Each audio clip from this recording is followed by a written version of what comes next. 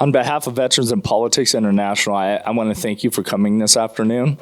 Just to give you a brief overview of this process, the panel members will give a 30-second introduction of ourselves so you understand who's asking you the questions. And then the candidates will be given 1 minute to introduce themselves. Please say your name first, what office you're running for, and why you want our endorsement. And please keep in mind, it's not a debate, it's an interview. So when panel members ask you questions, you answer them directly to the panel member. You guys can't ask each other questions. I'll give you 1 minute to respond to the panel members' questions. I'm not going to be rude and cut you off mid-sentence, but if you keep going on, then at some point I will have to cut you off. At the end of the question and answer portion, each candidate will be given 1 minute to give a closing statement and campaign information, whatever you guys want to get out there. So I'll start by introducing myself. My name is Jim Jonas. I'm the Director of Veterans in Politics, and I also co-host the podcast with Steve Sanson. My name is Talicia Sandoval. I'm currently a political science major and pre-law at UNLV, and I recently graduated in 2021, so I feel like I offer a pretty unique perspective. My name is Amber Johnson. I'm a family court advocate, and I also grew up in the school district and have 2 children that are going to be in it, one that is and one that's getting ready to enter again. Okay, thank you. Charles, do you want to start first? Okay, my name is Charles Chuck Summers. I am retired after 35 years with the school district. I worked in maintenance. I've been in this town for since 1972. My wife is a teacher. She's been teaching for 50 years. I have a daughter that teaches. 3 of our kids graduated from CCSD. All 3 of them have degrees in college, and they're going their happy way. Reason I'm running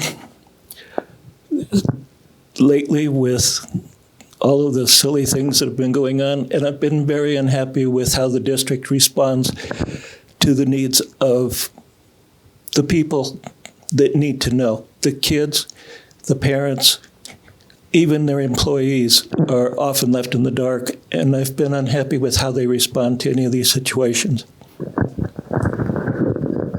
Adam, you want to go ahead? My name's Adam Larosa. I have 4 kids. I went to Clark County. I went to Las Vegas High School when I was in high school when I transplanted from Southern California. So for the last 2 years, I've been the one pretty much teaching my kids because of the mask mandates. And so I got to see some firsthand experience on the whole Common Core method and all of that. And I just think that, in a city such as ours that has such a huge budget for Clark County School District, I think it's a complete waste that, we're basically graduating functionally illiterate children. So that's why I'm running. Thank you, Adam. Kenneth? Hi, I'm Kenneth K.C. Freels. I'm running for School Board District G. The reason I'm running is because last year my son had kindergarten, and what they presented as kindergarten was delivering a Chromebook to the house and putting the child in front of the computer. You have to be literate to use a computer, and kindergartners aren't even remotely literate. And people with doctorates and master's degrees signed off on this and said, this is a great idea and it's going to work. And everybody responsible for making that terrible decision needs to find another line of work. But my 7-year-old is my primary motivation for wanting to run, and I've been an IT project manager for 15 or so years. I've been in the field for since 1997. I've got experience in large-scale projects and how to break them down into smaller pieces and solve them one at a time. Thanks. Okay, so my first question, it'll be to all 3 of you. And I'll let Kenneth answer first, and then we'll move to the left. What's your understanding of the role in which a school board trustee plays in removing or retaining a school board, forgetting the name now, school board superintendent, sorry, drew a blank there for a minute, because the superintendent actually makes twice as much as the governor of the state of Nevada. And I need to know if you guys understand the process in that, because we had an issue earlier this last year where Superintendent Jara was actually voted to be removed and then brought back again. So, Kenneth, would you like to answer that question first, please? That kind of lack of decisiveness is a big issue with the board. We've got a real crisis in leadership, and that's one of the best examples that I could come up with there is firing a guy and then a couple weeks later going, oh, wow, well, I guess we're going to keep this guy after all. Yeah, I mean, this is one of the highest paid public officials, I mean, in the state of Nevada, but I mean, in the country. This guy's total compensation package is nearly $500,000. But yeah, as far as what is the school board's role, the school board's role is to provide guidance and policy and to supervise the school system. And they are on the flow chart above the superintendent. So if they vote to remove the superintendent is fired. I don't know any other way to see that. These are the publicly elected representatives. These are ultimately the people who are carrying out the will of the public. And if the public wants this guy gone and these people vote him out, then he's fired. I don't even understand how he could have gotten his job back other than he threatened to sue. That's my understanding. I'm not completely sure what the back end politics on that were, but I'm sure, you know, something about it stunk, that's for sure. But I think if the board says the guy goes, the guy goes. Thank you. Adam? So the school board has governance policies. They've got basically 2 pages of them on their own website. And the governance policies indicate what is expected of the superintendent. It's written clearly on there. And I think that the superintendent, for every way imaginable, has failed to complete the mission that he was intended to be hired for. And I highly doubt that would be a breach of contract to, you know, just get rid of them on account of that. It's clearly put in there what the vision of the school board is. They wrote the policies on it, and they're supposed to be holding the superintendent and the entire cabinet, for that matter, accountable for what their policies are. So in short, they should have just stuck with it. Okay. Thank you, Adam. Charles? One thing I'd like to clear up. First of all, yes, the superintendent makes a whole cartload of money, more than most elected officials. And it's been by progression over time. Each time they hired a new superintendent, they felt it necessary to up the ante in order supposedly to get the best there is. I have a problem with hiring a company for $125,000 to go looking for a superintendent for you, when we may well have qualified people in our own area that have been overlooked. One example I can give you is one young lady that was a associate superintendent, and because of a lot of things going on here, we lost her to Oregon or Washington, where she became a superintendent in another state. So losing talent like that is on the board. Secondly, the superintendent works for the board, not the other way around. And I think we have an identity crisis because it seems like the superintendent is feeding the information to the board that they want them to know. So the board, in effect, is not doing the job that they were elected to do. So I'll leave it at that. Thank you. So again, I mentioned in the beginning that I was a 2021 senior, and I pretty much slept through all my classes and passed with flying colors without even having to try. And prior to that, I was a pretty good student. I, besides math, would have had a 4.0. And so the issue that I have is that, and we had talked to obviously previous districts, about the same issues, and they're saying that, participation and behavior and all of those things no longer go into grades, and that there's a participation trophy for everything. It's like, oh, well, congratulations, you're on honor roll, like you had B's. And it's like, you really didn't try. You should be above and beyond your peers in order to be on this list. And if you disagree with any of the things that I'm saying, I would like to hear from you. What are the steps to ensure that, as you mentioned, there are seniors that I graduated with that really couldn't even read a paragraph out loud without stumbling every 2 words and be able to get their point across because they are not educated and really struggled to graduate. So what are your steps to fix that? So I think that the first thing that we need to bring back into the schools is phonics. All right. A lot of kids just can't read because they can't sound it out. One of the arguments that I had with several of my kids' teachers was that they were calling words sight words that were not sight words. I mean, phonetically, you can sound out the word. So why have them memorize the full word when you can actually teach them the sounds that it's supposed to make so that you can read properly? I think that that's a very important thing, and they need to have more literature in the schools. We need to be reading books more. It's not the same if you're just doing, every little pieces of paper to read and write, whereas we have literature that has been passed down for decades, if not centuries, that have helped kids learn how to read and do it at a level that we would respect, when they're graduating. Kenneth, you want to go next, please? Yeah, I definitely. It's hard to argue with what Dominic said there about the phonics. I agree. I've got, like I said, my kids in first grade, and we're in the middle of all of that sight word stuff, and it's not a very effective way to teach. But yeah, really, we need the way to improve our outcomes is to improve the inputs. We need to attract the best teachers, and we need to retain them. And the way that you do this is you pay them right. And a big part of what we're not doing, and the reason we don't retain talent, is because we're paying vice principals $150,000, $200,000 in total compensation, and we've got teachers making $60,000, $65,000, $70,000 a year, and and having to pay for some of the materials that they're using in their own classrooms. So I think a big issue would be to attract better teachers by paying them better, and like I said, go ditch this Common Core stuff and go back to a traditional style of teaching, reading, math, and science, and the way we always used to. It worked just fine for me. Thank you. Charles? I hate to keep bringing my wife into this, but with 50 years of experience, there's a lot to be said.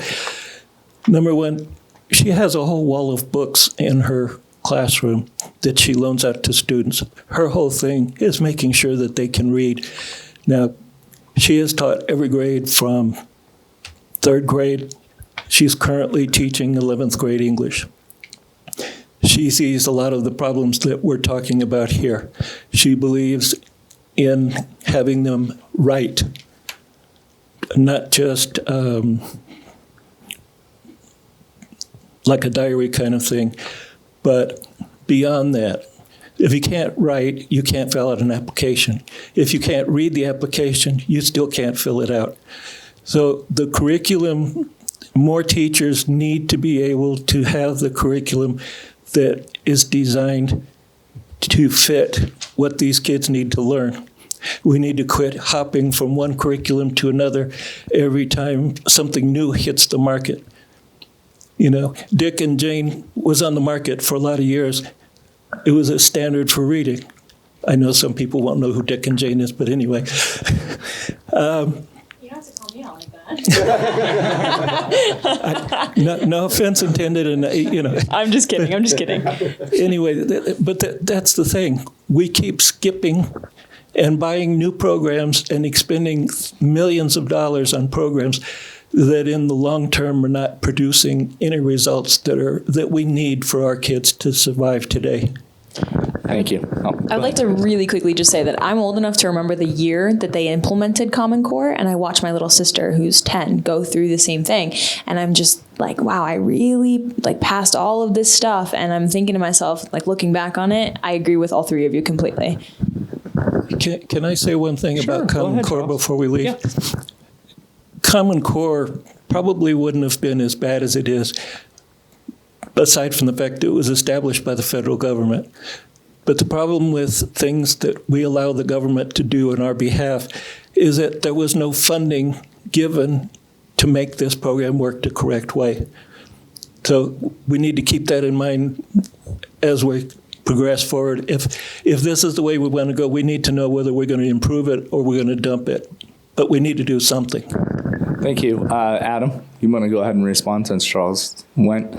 Yeah, you got to love unfunded mandates from the federal government. Right. That's a favorite thing amongst all governments. I would say just dump it. I mean, realistically, I would say just dump it. If if our only way of teaching children math is by having them draw pictures of pies and stuff like that, they can't wrap it around in their head, like what we used to do with multiplication tables and stuff like that, then we're not teaching them, logic. We're not teaching them reasoning. And we need to implement that in the school system. I would say just get rid of Common Core altogether. It's a failed project, and we need to stop wasting money on it. There's no reason to try and utilize the money from the taxpayers to rebuild a project that is obviously failing our children.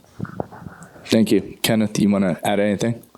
Since you're the two. Dominic's the guy that didn't show up. My apologies, Adam. But yeah, no, I completely agree. Like I said, we've watched it. You've watched it when you were there working, and you've watched it with your kids. I've watched it with my kid. This is not the way to educate children. I don't know who came up with this. I don't know how they decided it was a good idea, but it's not the right way to go about it. Okay, well, my next question, obviously I'm very concerned about budgeting. That's why I brought up the superintendent, even though I forgot what the position was called. Anyway, so here's the thing as far as funding with the Clark County School District, right? So we always hear that the state of Nevada is ranked 49th. And currently, yes, it is ranked 49th. In safety and quality, it's ranked 32nd, depending on who you ask. And then some people are 51st. Like I say, numbers don't lie, but people do. Anyway. Okay, so how would we go about the funding issue with Clark County School District? Because everybody knows that the Clark County School District is ranked 5th in the nation. So the first is New York, which isn't surprising, right? And then you got Chicago, and then they include Puerto Rico as being the third largest, and then you got Miami-Dade County, and then you got Baltimore, if you remove Puerto Rico, and then you got the Clark County School District. And one of the reasons why the Clark County School District ranks so poorly in these numbers is because it has to deal with the same issues as these very transient cities do. So how would you go about teacher evaluations, considering the fact that there's a lot of people that move to Las Vegas, right? That kid may go to school for one year and then move on. So what would you do to help fix that reporting issue? Because I think that's one of the things that brings our rating way down. Kenneth, I know that's a lot. I'll give you guys 2 minutes. Sorry. Sometimes I forget that it's not the podcast. That's a really terrific question because we do present a unique challenge. That's what they say about Vegas is people come here and they give it 6 months, and if it's 6 months, you either love it and you're going to stay the rest of your life, or you're like, I can't deal with this place and I'm out. And so yeah, you get a lot of kids that are coming and going. That is a particular challenge. I personally grew up. My dad was in the service, and so we moved a lot. And I went to 11 different schools in 13 years. So I personally know the challenge of kind of bouncing around.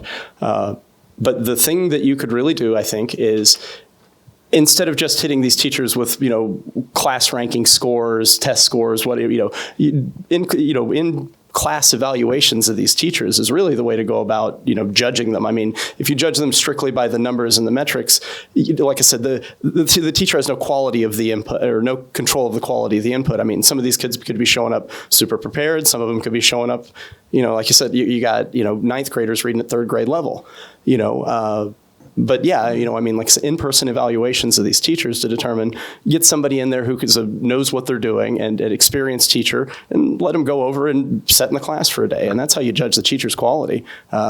Just strictly by the numbers. I mean, I'm a metrics guy, and in IT, you can lay out the numbers and do it that way, but people aren't computers. And, people deserve individual evaluations, and just treating them like, the result of a set of equations is not really fair. Thank you, Adam. So I think that we just need to set the bar high enough where it doesn't matter where they go from here, they're going to be at least functional at the level that they're at. All right. And I believe that we should kind of change the K through 12 program and let people test into the grade level that they're supposed to be. If you have a third grader reading at a fifth grade level and they're still doing third grade courses, then you're holding them back. What's the point? All right, we can just move them up to a 5th grade level class. Are they going to be out of their element? Sure, but they've already proven that they're out of their element, and we have all the testing statistics to prove this. All right, there's several kids that are reading, writing, and doing math at a much higher level than what their grade is telling them. So why hold them back? And then along that same train of thought, we just need to stop with these statistics based on demographic. I mean, keep color, keep race out of it, and let's just treat everybody like a student. All right. I mean, they're so hung up on this based on the color of their skin that it is absolutely ridiculous, and I'm sick of hearing that. I mean, you know, why sit there and stereotype a kid on what they're going to be capable of when you're not giving them a chance to be capable of it? Charles? I kind of agree with my neighbor here in the respect. I'm sorry. Yes. In the fact that we spend too much time categorizing students by what we think they're capable of, as opposed to finding out what they can or cannot do. We're putting them in a classroom, and whether or not they're mobilized or not, you can still have a student succeed in a classroom if you have tutors available. If there are a lot of things that come into play here, it's not just the fact that they're moving, it's not just the fact that it's the color or dynamics of how poor a neighborhood they come from. All of these things play together to make a student ready to move on. But I have to point out there are a lot of students that live in a lot of these conditions that have succeeded. So why aren't we asking, how is it that this number of kids actually succeed being homeless or mobile or any of this, and why are the others not? I'm going to address something that all of you have said at one point, and I'm going to give you a chance to respond. Mr. Freels, Freels. I've seen, and being in high school especially, I've seen that, you know, the in-person evaluations where the principal comes in and sits down in the back of the class and like sits and writes on their notes. But I'm gonna tell you right now, those teachers act completely differently when they're sitting in that classroom. And so I don't know that that's necessarily an effective way, although I agree with what you're saying. We can't hold them up to the numbers of the tests or whatever. And then getting on to your point, we were talking about, could you remind me? I'm sorry, wait, there was a point to this and I don't remember. But So who are you asking, Adam? I was going to address all three, okay. But Adam, you had mentioned standards, right? Standardizing, like if they're in 3rd grade, that was you? We already have standards. Right. So for me, what from my personal experience, because I was that kid, I was in 8th grade reading at a college reading level and I was bored. So in my classes, I got in trouble for reading books and I would get in trouble for working ahead. And I'm like, well, my homework's done. Like, what do you want me to do? Listen to your lesson. And, you know, they're like, put your book away. Okay, well, I'll put my book away, but I'm bored. Right. And so we need to promote an environment to make kids so that they're not bored. They are engaged. They don't get in trouble. They don't resort to other things like violence. And luckily for me, it was a book. Right. But a lot of kids do resort to violence or video games, and then they just don't care. And to go on to your point as well, I think that inclusivity in terms of whether race or whatever, even in college, my acceptance letter was, we would love to have somebody of your ethnic diversity because my name is Tadicia Susana Sandoval. And that was my entire acceptance letter. I don't think that that's what it should have said. It should have said, you know, we really appreciate your merit and your scores and your dedication, and we want you here. And so I just wanted to make that comment. And if you'd like to respond, you feel free, all three of you. Okay, who wants to go first? And now I understand what Adam was talking about. I'm 100 years old and she's like 10 and 5 times smarter than me. I can definitely speak to having the teacher tell you to put your book away. Right. If that was the mantra of my high school years. Very, very similar. But I think that's, you know, we really do need to be teaching the children, or treating the children as individuals and not as just a class, you know, of a block of kids, you know, I mean, because, you know, again, just like the teachers, the students themselves they're individual people, and everybody's different. And we need to, you know, as a school system, you need to apply standards, or because you can't just have a one-off for every single kid, but we need to have some degree of flexibility to say, hey, this kid's really excelling, we need to move him forward, or hey, this kid's really having trouble here, maybe we need to get some supplementary, work, something to help them out. Again, a lot of my experiences with CCSD are personal in that, my son's just been given an IEP. He's got a real impulse control issues. He's a great, beautiful, brilliant child, but really just at times a little wild. And, and so we've got him into where he's doing a half a day in the regular class and a half a day in the special ed class. And that individualized attention that they were able to give him made sure that he's able to really thrive now. And he's doing so much better because he was able to get that little bit of accommodation that he needed. And I think that if we can find a way to be a little flexible and give those kids that need that little extra accommodation, the accommodation that they need, and those kids that are really going to excel, make sure that they get the opportunity to work with the older kids, get the opportunity to go out and work in the, it's CSN or UNLV or wherever, get those opportunities to work at a higher level. It's really going to help them expand and grow as well. So, My name's Adam. Go ahead, Adam. Go ahead, Adam. all right. So along that train of thought, yes, we should definitely be letting them test out of subjects. All right. I believe that what Casey was just touching on is by holding kids back. All right. If we're letting them go to the level that they're competent with, on a yearly basis, we should be able to test them out of curriculums that, they're already meeting or exceeding the standards that are going to be expected of them further on down the road. And I think that in doing that, we can afford the ability to offer higher education services to kids at a younger age, especially, college courses. I mean, one of the biggest things that's being talked about politically is how long it's taking these kids to pay off their college debt. If we're offering it on a K through 12 program, then it's that much less that they're going to have to pay back. I would much rather be sending kids that just graduated 12th grade with an associate's or a bachelor's degree or higher, if they're capable of it, out into the world. And if they want to keep pursuing it, or if they want to go towards a vocational route or anything like that, let them decide where they want to go. But we already know what our basics are. We already know what our standards are. And if you have kids that are excelling within those standards that we already have set, then by all means, hit the ground running. Charles? Is it okay, Adam? Okay. We already have established programs in the district for advanced students. In the younger grades, it's kind of a low key, but at least they get to do something outside of the norm of being stuck in a classroom and listening to lessons and being told to close their book. In the middle schools and high schools, it gets stepped up some, and even a lot of our high schools have a cooperative program with CSN so that the juniors and seniors can earn college credits while they're still going to school. However, that being said, we spend way too much time cutting the kids that can take care of themselves versus the kids that are in dire need of help.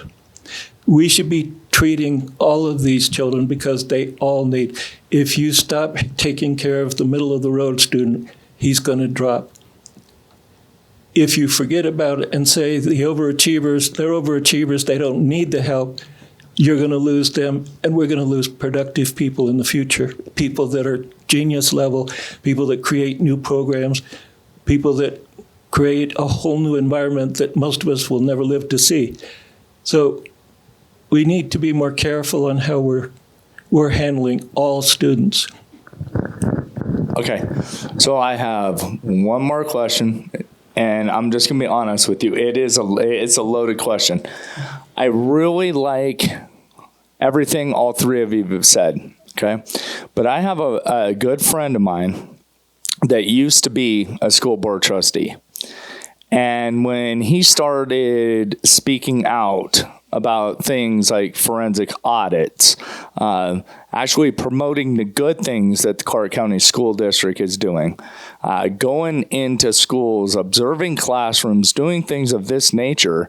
The superintendent went after him guns a-blazing, and I'm pretty sure by the nods, you guys know who I'm speaking about. Some of the stuff that you three have talked about today are all really good ideas, but you do have to realize that you are going to be pretty much running into a machine that is now the superintendent. And Charles, I like how you brought up recruitment agencies for superintendents, because it's a huge problem. If elected, I'll start with Kenneth first. Will you be willing to actually stand up and be vocal? Because even Trustee Ford has tried to do that, and she's been shot down as well. So I want to know from all three of you, will you be willing to stand up to this bureaucratic machine that is the Clark County School District?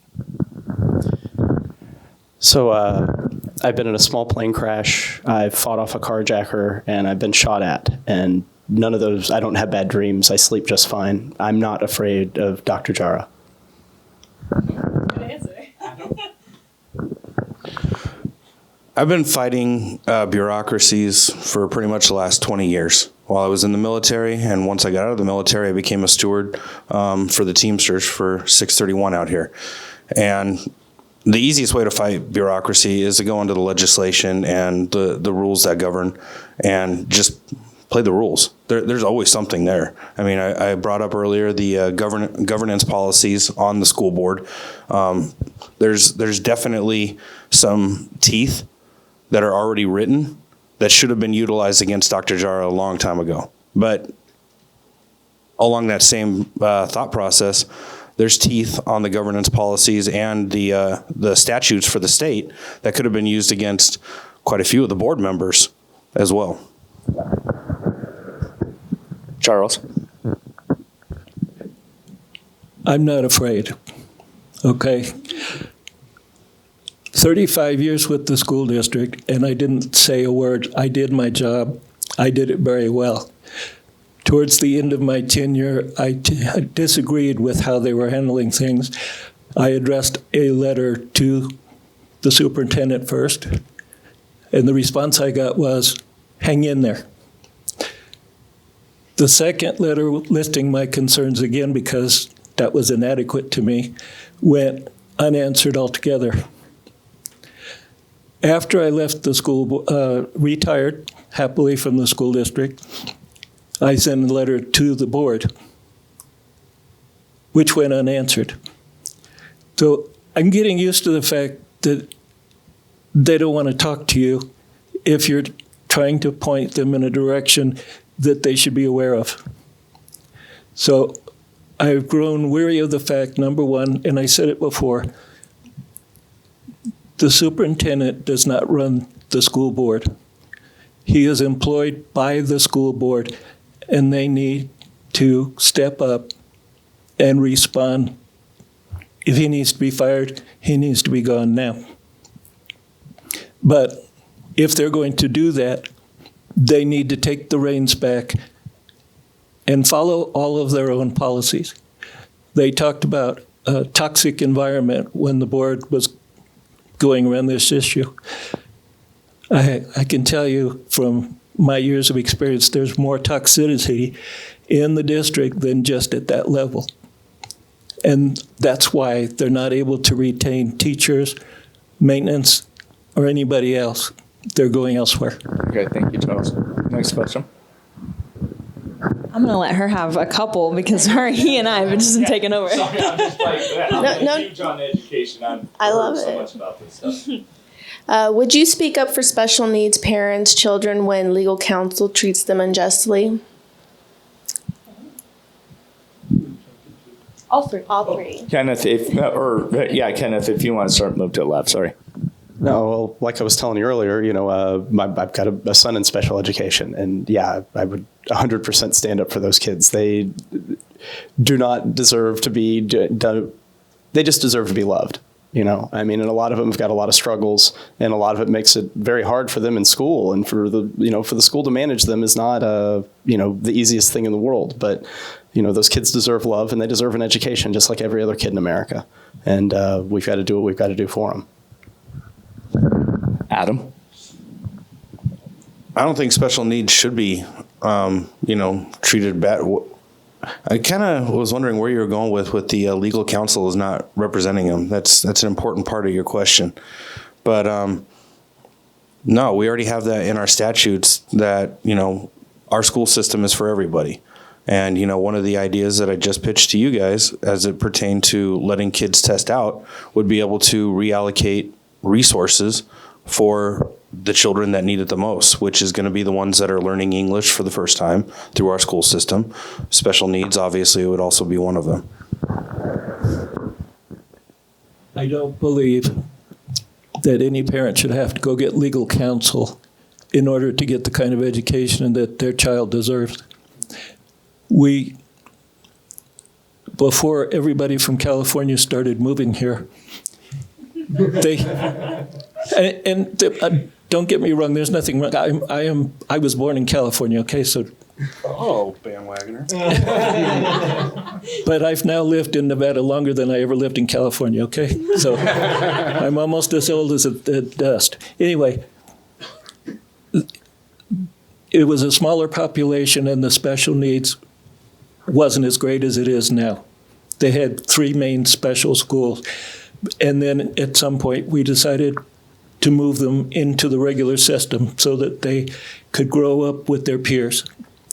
And if we're going to do this, we need to stay on top of it. And again, no parent should ever have to bring a lawyer in to get the kind of education that child needs.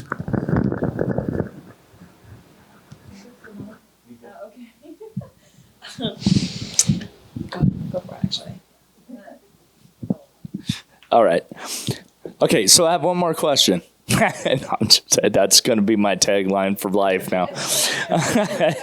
Because I always seem to come up with another question. Surrounding, we talked a little bit about it earlier with teacher evaluations and how you wanted them in the classrooms. But, I mean, if we don't evaluate by numbers, then what is our evaluation process? Because one of the reasons why, I guess my direct question is, how do we change teacher evaluations at the Clark County School District level? Because I continually hear that's one of the main reasons why good teachers are leaving, even more than the pay issue. And it's hard to get qualified teachers in because the teachers union in particular don't like the current evaluation process. Again, this is going to be tough, but would you be willing to stand up to the Nevada Education Association Teachers Union, who is a huge lobby in this state, to redirect on how teachers are evaluated so we can start recruiting and retaining the best teachers to improve our numbers nationally ranking? Kenneth, I'll start with you. Well, I'll be the first to admit I don't have a doctorate in education, and I'm no expert on the evaluation of teachers. But I think that what we can do is we can look at who's doing it right. If we look at, like you're saying, we mentioned the Miami-Dade school system earlier. They're one of the top-ranked school systems in the nation, and they deal with a lot of the issues that we deal with here in Clark County, with having kids coming in where they don't have English when they show up to school. They've got kids from Haiti and Cuban refugees and all over the Central and South America coming into Miami in those schools. So they deal with a lot of the same issues that we do there, but they get much better results. So instead of going out and trying to reinvent the wheel and figuring out what's the best way to do something, why don't we just go steal a really good program from somebody who's being really successful with it and see if we can implement some of the things that they're doing right. And, like I said, there's no need to go out and reinvent the wheel. You just got to find a system that works and go with it. Thank you, Adam. Yeah, I agree. With what he was saying, there's absolutely no reason to reinvent the wheel. We already know what works. I think that with, the technology that we have readily available to us nowadays, it makes it that much easier for us to track how the teachers are performing within their classrooms. But, just like what was already mentioned, all right, you're going to have students that are floating into, our county and only spending 6 months here, only spending a year here. And I don't believe that it is fair to assess an educator based on 6 months to a year worth of helping a child learn something, because you have no idea where what part of that process that they're in when they come into it. They're just kind of stuck in the classroom, and they gotta go where the chips lay.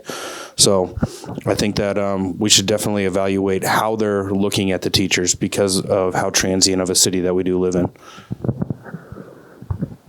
Thank you, Adam Charles. Okay. First of all, we should not be lowering our teaching standards at all. We should expect the same from every teacher that walks into every classroom in this district. One item I've noticed over a long period of time is that all of the graduates that come out of UNLV and other colleges, one of the things that they do not take time with teachers is teaching them classroom management. The behavior problems we're having today, for example, some of them, are not being handled because nobody's doing anything about it. The teacher that cannot control a classroom cannot be evaluated as a good or a bad teacher, because they cannot control the environment that they're supposed to be teaching in. So that's one thing we need to do. We need to we cannot take a teacher straight out of college, no matter how good she is or he is, and drop them into a classroom of 30 to 35 kids and say, go to it. It's just impossible task to ask, especially with the diversity we have today. There's too many rules involved. So I think that's where we need to start on evaluating of our teachers. I couldn't agree with you more. Reestablishing order in the classroom is a huge issue right now. 100% agree. However, I will say that I think that is a characteristic of a good teacher. I don't think that a good teacher walks into a classroom and doesn't know what to do with 35 kids. I just don't think that. When I walk into and obviously this is going much further back than just this teacher, right? This is the backing behind with the principal and the school board and everything in between, and societal standards as well, right? Back in the day, kids used to get hit with rulers, and now that doesn't happen because you can't do that anymore, right? So obviously these things change over time, but it should not be even a question that kids are not listening to teachers. If you're not listening, get out of my classroom. It's very simple. You can go talk to the principal and you can deal with that. But again, there has to be a part where, principals and such are backing that up. Sorry, that was a segue into my next question.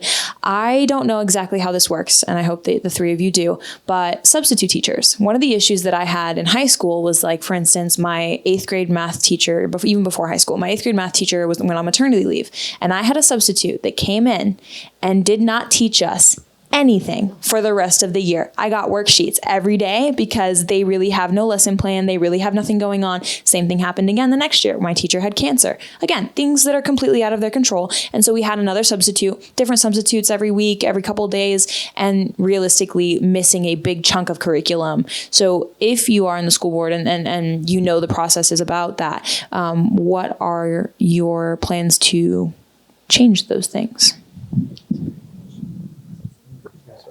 Charles, you want to go ahead? I'm so sorry. I didn't really direct.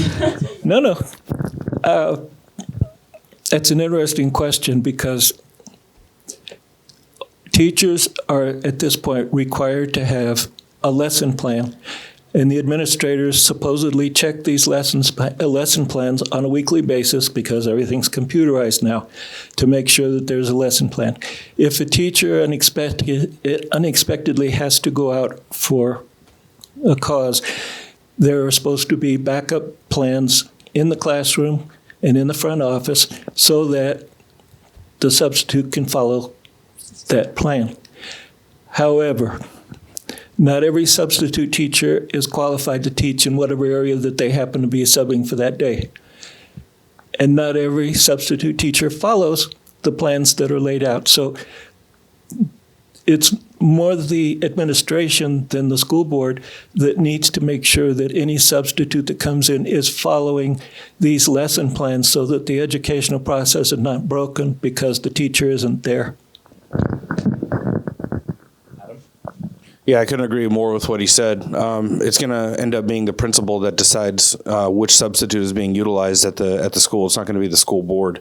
But I believe that, substitute teaching is a great vetting process for, the school board hiring, but we're already short on teachers as it is. And because of what's already been mentioned, from the three of us, they're already underpaid. They don't have a benefits package that really gets us competitive in the market, even though, Clark County has a $3 billion budget as it pertains to public schooling.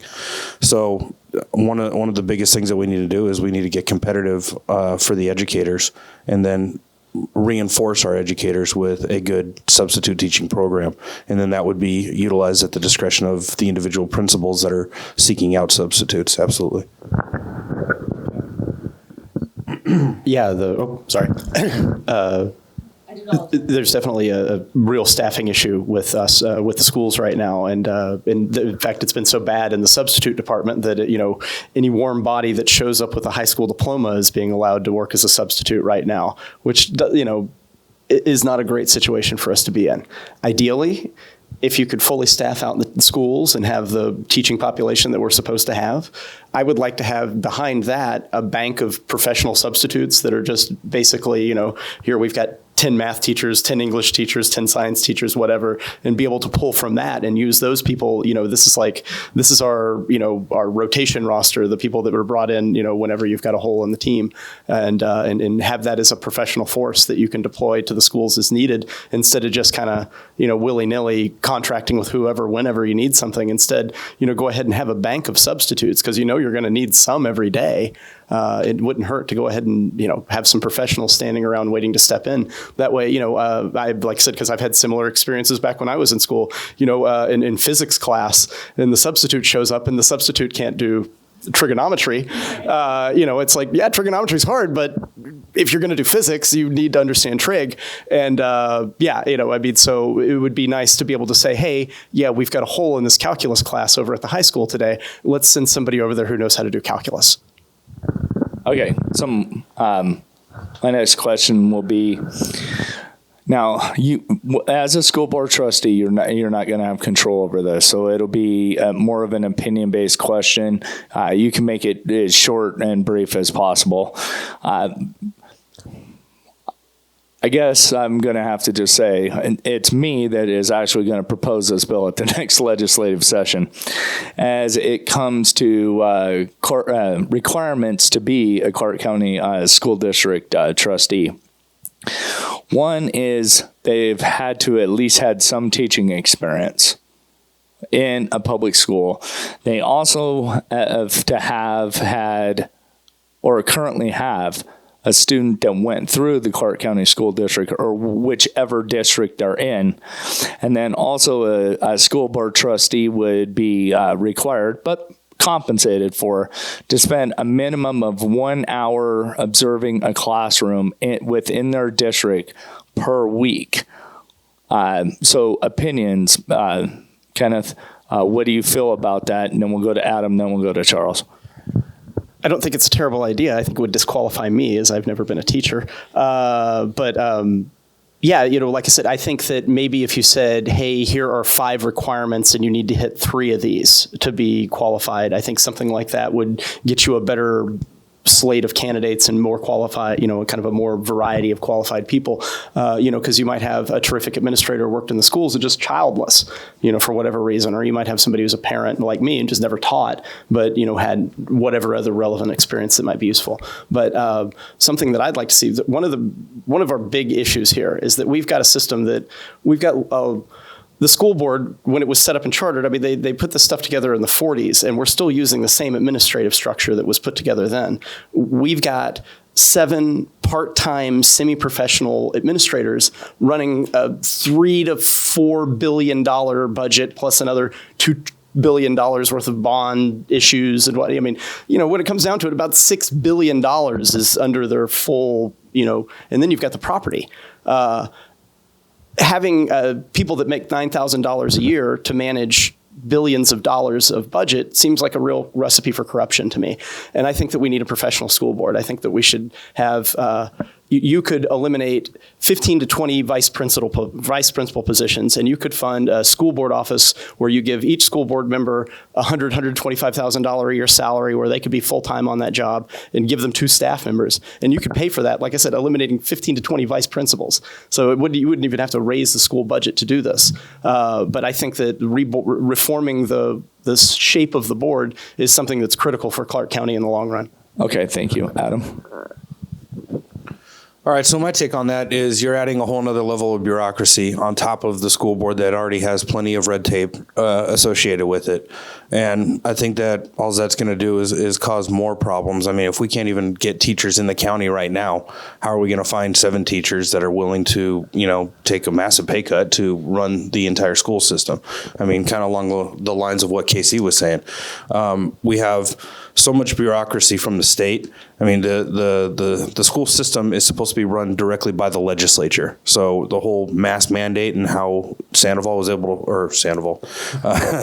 was able to pull that off in the first place is asinine. And then you have the Nevada State School Board over them. So, I mean, how much red tape do you really want to add on to a system that is failing our children as it is? I think, if anything, we need to start seriously considering a reset button and going back to where we were possibly in the 70s or the 80s in Clark County, and being like, okay, we messed up here, and here. All right, let's get rid of all this. Charles? A number of years ago, I did a study for my own edification on how much money is being spent on administration. And at that particular time, and I'm sure it's gone up since then because of the raises, there were a number outside of the classroom, outside of the school itself, administration. This is just higher level. There was a small group of people that were collecting $99 million in wages every year to sit in an office. If I was going to cut anybody, I would start in some of those jobs that overlap each other and are not producing anything to make changes for our kids. I don't have a problem with trustees being more educated and more knowledgeable of the job that they're taking on.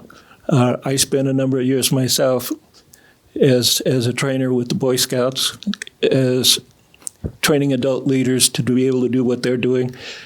And I've watched my wife, I've watched my daughter in the classroom, and in my work schedule, I was at schools in the whole southeast area on a regular basis, and I could see some of the things that were going on that either I liked or I didn't like.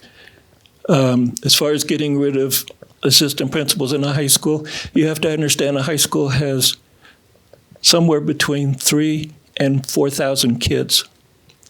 One of the administrators is strictly over the facilities. He's supposed to make sure that everything stays functioning. One of them is supposed to be helping with discipline, and then you have your principal. So at the school level, those teachers need all the help they can get administration-wise. So I think that's about all I can add. Okay, thank you. With that, that will be the rest. That'll end the question and answer period. So what I want to do is give each one of you 1.5 minutes to just any final things that you want to say, and then please make sure you give out your contact information, campaign information as well. And then if you want to look straight into the camera when you're given that, I'll start with, I'll switch up a little bit. Adam, you go ahead. My name's Adam Larosa. I've been in Las Vegas since the mid-1990s. I have 4 kids currently in the school system, which is what inspired me to do it. You've heard all of our testimony and what we've talked about here. We currently have 2 doctors that are in or associated with the school board, and that's not exactly working out as planned, in my opinion. You can reach me at adamalarosa.com, and we're definitely accepting donations to try and help the campaign move forward. So, adamalarosa.com. Thank you.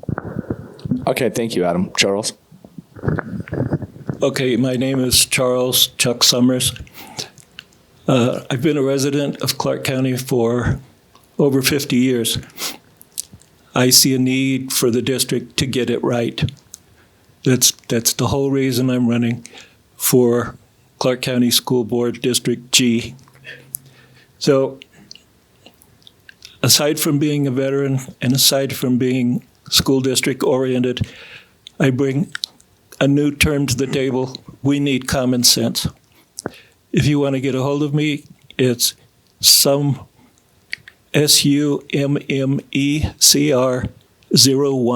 @gmail.com. I also have a website that I started, chuck-summers.com. And there is a donation button if you're interested. Thank you.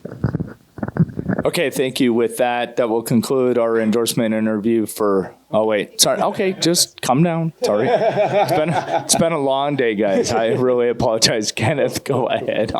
I'm sorry. Thank you, Talicia.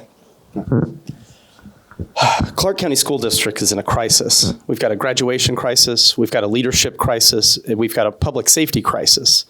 The school board's obsessed with critical race theory, with equity, with social justice, and they're obsessed with mask mandates and vaccines, and they're obsessed with shoving kids that were born as boys into the girls' locker room. And right now they need to be obsessed with teaching our kids reading, writing, math, the history of our great nation, the basics. When I'm on the school board, those kids will learn the U.S. Constitution. For the last 2 years, these career politicians have refused to listen to parents' concerns, and children have suffered greatly at the schools and at home locked down. This is why I will vote for a new Parents' Bill of Rights that will include to determine the type of school and education that the child attends, the right to determine medical care for the child, the right to determine the names and pronouns used for the child while at school, the right to opt out of class or instructional materials for reasons based on either religion or personal conviction, and last but not least, the right to choose distance learning or in class on-campus learning at any time. Join me and let's help save Clark County School District from the career politicians and elect parents who really do care about the kids. My name is Casey Freels, and I'm running for school board in District G. You can find out more about me at fixvegasschools.com. Thank you. Okay, thank you. And with that, that will conclude the Clark County School Board District G endorsement interview. Thank you.